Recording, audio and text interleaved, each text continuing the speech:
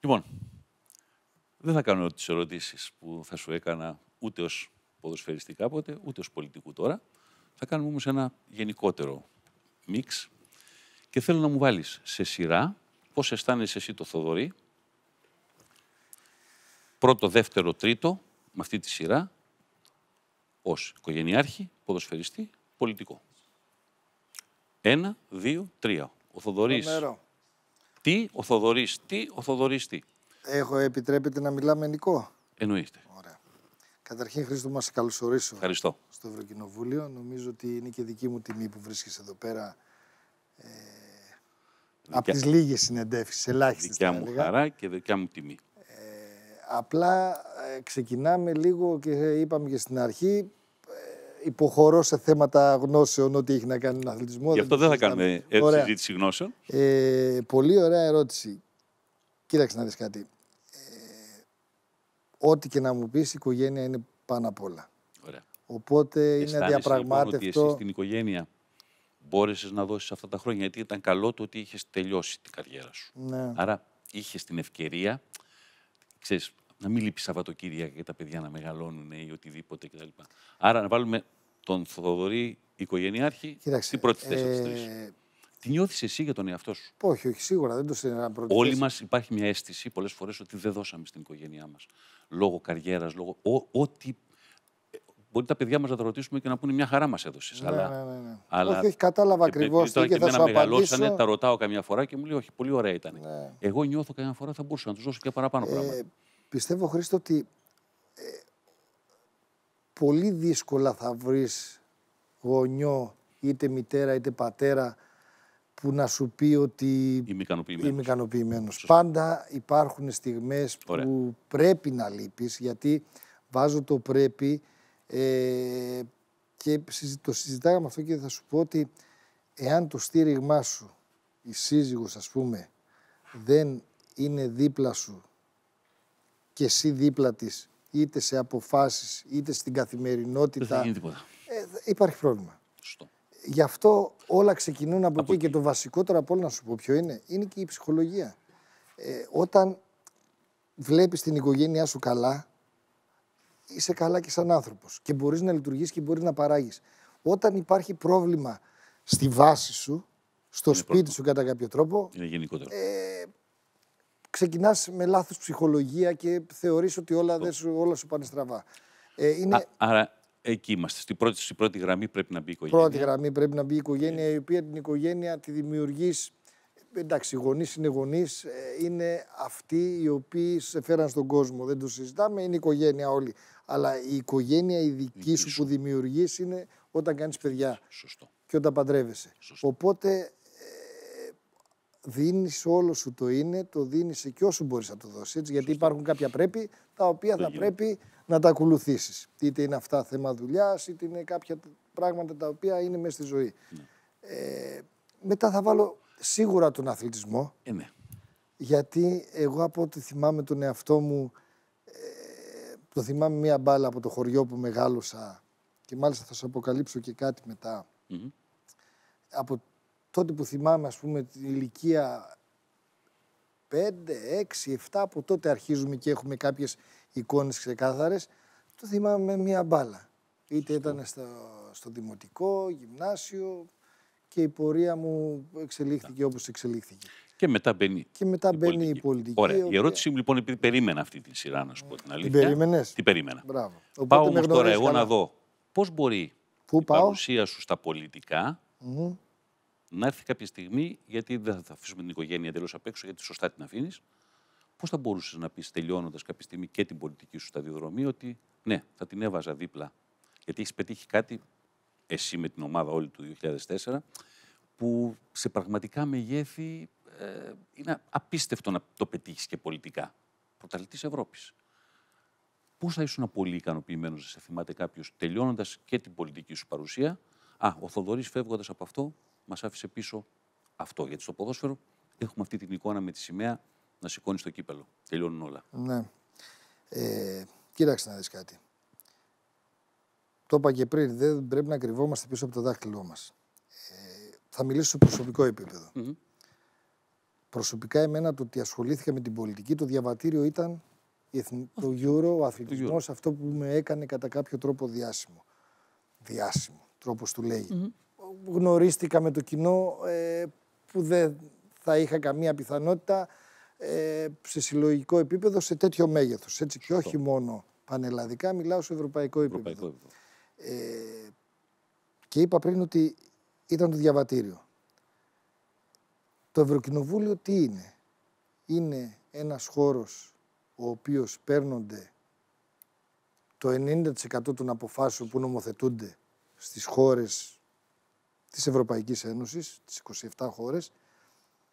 Οπότε εδώ είναι η πηγή.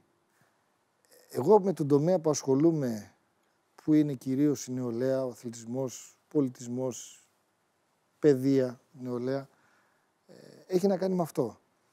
Τι με βοήθησε εμένα και γιατί αισθάνομαι, και είπα και πριν, ότι μπορώ να προσφέρω στη χώρα μου και μπορώ να εργαστώ για τη χώρα μου, γιατί το βλέπω καθημερινά με τις αποδόσεις που έχουμε, έτσι.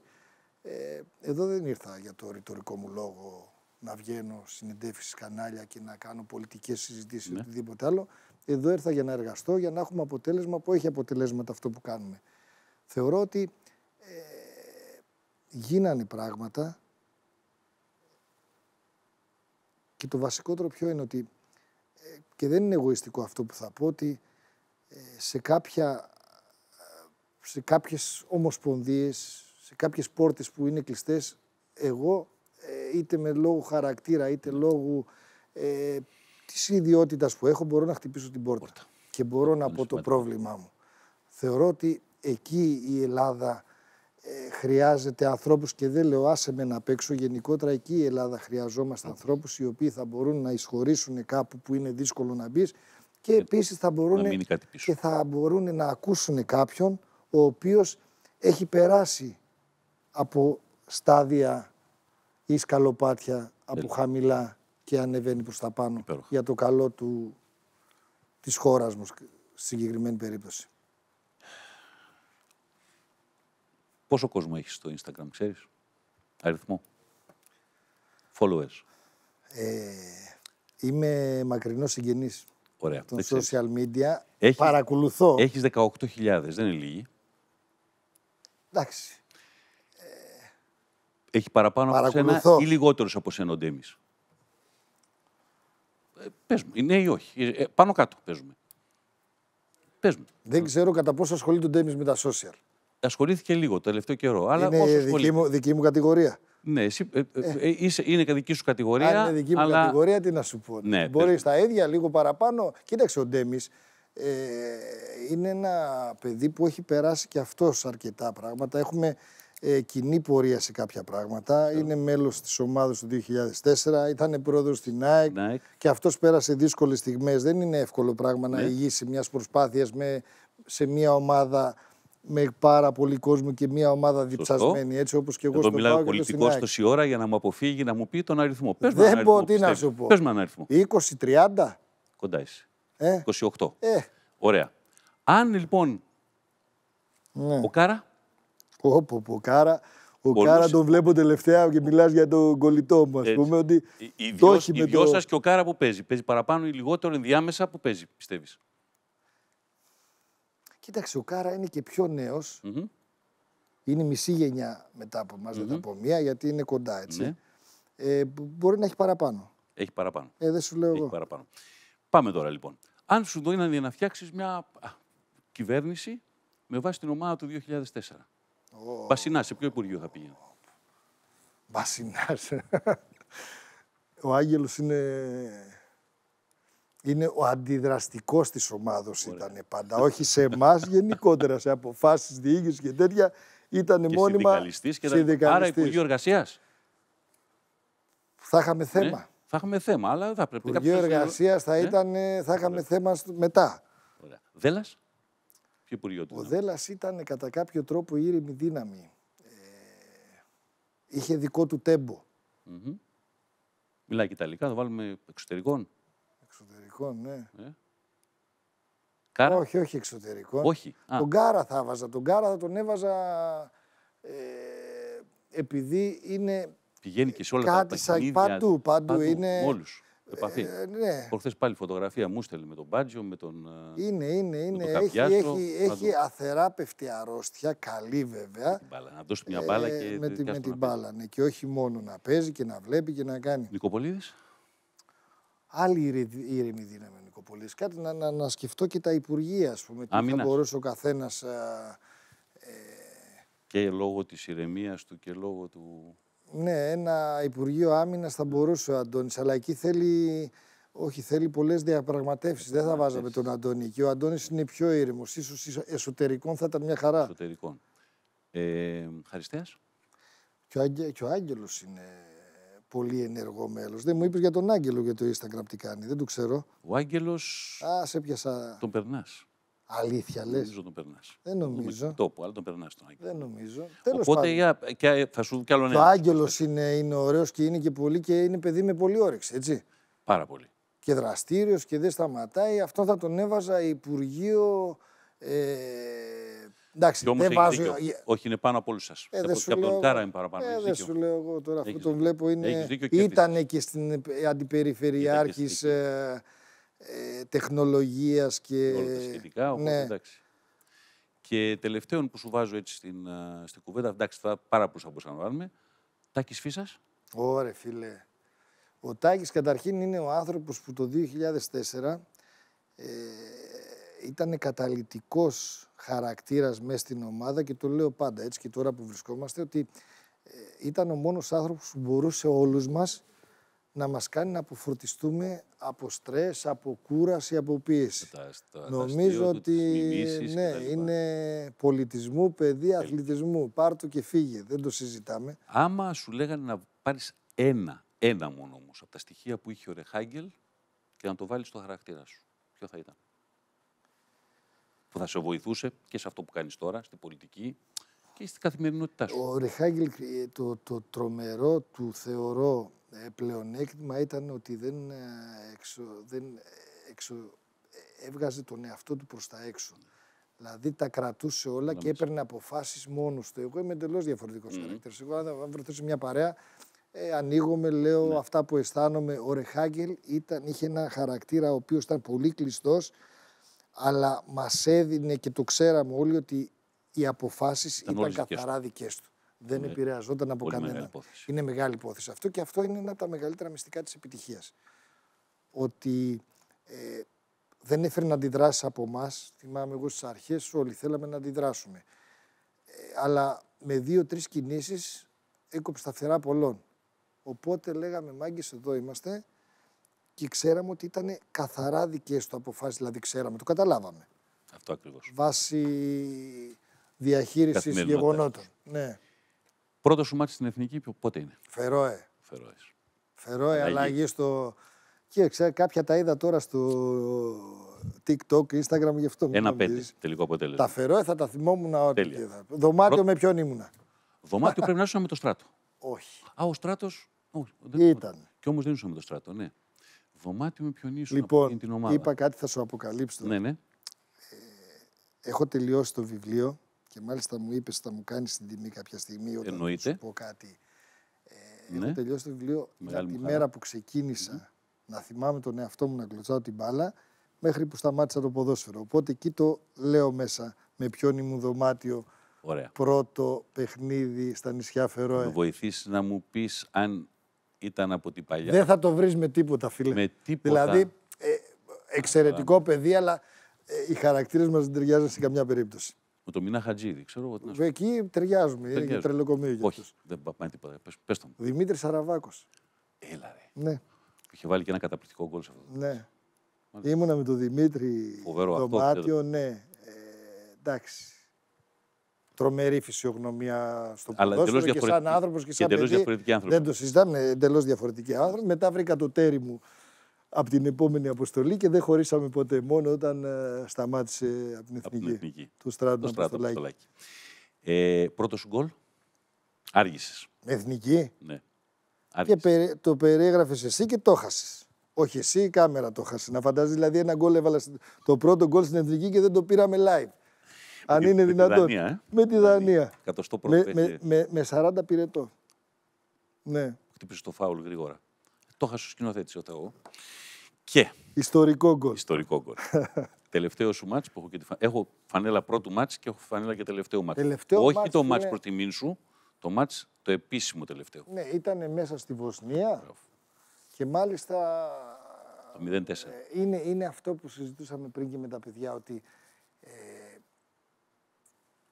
θεωρώ, επειδή καταλαβαίνουν τώρα τους νέους και αυτοί νομίζουν ότι είναι άλλη εποχή, αλλά το ποδόσφαιρο είναι ένα, δεν είναι πολλά, και εσύ το ξέρεις καλύτερα από όλους μας, ότι μπορούμε να μπω και μπορώ να μπω στην ψυχολογία τους. Και θεωρώ καθήκον ότι όταν καταλάβεις ότι δεν μπορείς να προσφέρεις αυτά που θεωρούσες μάλλον ότι μπορείς να προσφέρεις, γιατί σίγουρα η εμπειρία δεν είναι κάτι που τη βρεις στο σούπερ μάρκετ, είναι δύσκολο να αποκτήσει κάποιος. Αλλά όταν θεωρείς ότι, ξέρεις, θέλεις, γιατί έχουμε και υποχρεώσεις στους συλλόγους μας είχαμε. Ναι. Οπότε βλέπεις ότι 2 καρπούζια δεν χωρούσαν. Ενώ παλιότερα μπορεί να χωρούσαν και 3. Θεώρησα ότι κατάλαβα και ότι ο Ρεχάγκελ με ήθελε να είμαι μέλος της ομάδας και να με χρησιμοποιεί όποτε χρειαζόταν. Όχι πλέον αλλά όχι με το ρόλο που δημιούργησα να έχω στην εθνική ομάδα. Τότε κατάλαβα και έλεγα ότι τόπο στα νιάτα. Δηλαδή. Σημαντικό. Ναι, και ήταν με τη Βοσνία, γιατί στο επόμενο παιχνίδι με Νορβηγία, νομίζω, με τη βροχή, με τη βροχή την πόλη. Δεν αγωνίστηκε καθόλου. Αν με έναν παίκτη μπορούσες να έχεις παίξει μια ολόκληρη χρονιά συμπαίκτη σε μια ομάδα, από όλους αυτούς που έχεις αντιμετωπίσει, και φεύγουμε από την Ελλάδα και πάμε στο εξωτερικό ουσιαστικά, από όλους αυτούς που αντιμετώπισες, έναν μπορούσες να τον έχεις όλη τη χρονιά και να είσαι στην ίδια δεκάδα μαζί του, που να το ευχαριστιώσουν και εσύ και να καταλάβαινες ότι από αυτόν θα μπορούσες και να έχεις πάρει και. Ζιντάν, φίλε. Μπορείς να το σκεφτώ. Δηλαδή του δίνεις την μπάλα και ήμουν απόλυτα βέβαιος. Θα μπορούσα να την έχω γράψει κιόλας πρώτα και να στη δείξω. Ναι, ήταν και εργαλείο άνθρωπος ο οποίος δεν ήταν ο κλασικός βιρτουόζος, το δεκάρι, ας πούμε, που λέγαμε. Δούλευε πολύ μες στο γήπεδο. Δούλευε πολύ και είχες εμπιστοσύνη ότι δίνοντας την μπάλα σε αυτόν, ξέρεις ότι κάτι καλό θα γίνει. Κάτι καλό θα γίνει. Ναι. Και άλλοι είναι, μπορεί να δικούμε κάποιους. Ναι, αλλά αν μου έλεγες εσύ ποιον λες, θα σου έγραφα το χαριτό και θα τον απαντήσω. Είναι βέβαιο. Ξέρεις, κάτι από μπάλα γνωρίζεις. Κάτι. Ναι. Μάλλον ξέρω και εσένα καλά μετά από τόσα χρόνια. Τελευταία ερώτηση όσον αφορά το ότι έχεις 2 παιδιά και όλοι οι γονείς σκεφτόμαστε πάντα το καλύτερο για τα παιδιά μας. Τι θα έκανε ευχαριστημένο το Θοδωρή βλέποντας τα παιδιά του μεγαλώνοντας να κάνουν. Όχι ως επάγγελμα, τι θα σε ευχαριστούσε εσένα να πεις κοιτάω τα παιδιά μου και λέω οκ, κάτι καλό πήγε.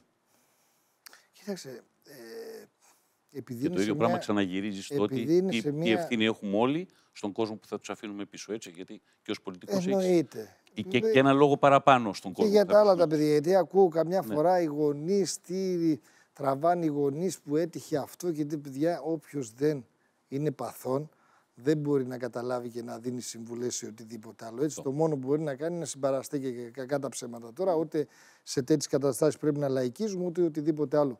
Χρήστο μου, επειδή τα παιδιά μου είναι σε μια ηλικία εφηβείας και προεφηβείας, είναι σκληρές οι ηλικίες αυτές. Ονειρευόμαστε μαζί με τη σύζυγό μου να τους βλέπουμε χαρούμενους. Δηλαδή, ρε φίλε, είναι το α και το ω. Από εκεί και πέρα το τι θα ακολουθήσει ο καθένας, εμείς θα είμαστε δεκανίκια τους. Να βοηθήσουμε σε κάτι που, αν μπορούμε να βοηθήσουμε βέβαια, έτσι. Αλλά από εκεί και πέρα το να βλέπεις τα παιδιά σου να είναι χαρούμενα σε ό,τι κάνουν, που δυστυχώς λόγω του ότι έχει μπει πολύ στη ζωή μας, η τεχνολογία έχει ξεφύγει πάρα πολύ. Το μόνο που με φοβίζει είναι αυτό. Ότι απορροφούνται σε έναν άλλο κόσμο, ο οποίος δεν είναι η πραγματικότητα. Και το λέω και σε εσάς, νεολαία, αυτό το πράγμα, έτσι. Ο κόσμος ο αληθινός με φοβίζει δεν αυτό. είναι εδώ μέσα. Ναι, για αυτούς όμως νομίζουν ότι κατά ένα μεγάλο ποσοστό ο κόσμος ο αληθινός είναι εκεί. Ενώ δεν είναι έτσι. Δηλαδή, αν δεν βγεις έξω να περπατήσεις, να ζήσεις, να πας στην αλάνα, να γουστάρεις, ρε παιδί μου, σαν άνθρωπο, σαν παιδί. Τώρα βλέπεις, κάνουν παρέες χωρίς να έχουν γνωριστεί. Σωστό. Σε ευχαριστούμε πάρα πολύ. Εγώ σε ευχαριστώ πάρα πολύ. Μία πρόβλεψη για το βράδυ θέλω. City Real καταγράφεται. City και Arsenal θα περάσουν. Και Arsenal, Αυτό πιστεύω, ναι. Δηλαδή διαγράφει τους Γερμανούς, τους είδες χθες με τι έγινε με την Dortmund. Είδα. Και βλέπουμε. City Arsenal. Κοίταξε, εγώ θα πάρω. Δεν θέλω να περάσει κάποιος αμάν, δεν είμαι... Γιατί μας αρέσει το, ειδικά τα πρώτα παιχνίδια ήταν φοβερά. Αλλά φανέλα θα μετρήσει, Real. Ναι, και Bayern λες εσύ. Και Bayern. Μάλιστα. Οπότε αύριο ή το βράδυ αργά τηλέφωνο. Θα τα ξέρουμε. Ευχαριστώ πάρα πολύ. Εμείς ευχαριστούμε για την πρόσκληση. Γεια σας, παιδιά. Να είστε καλά.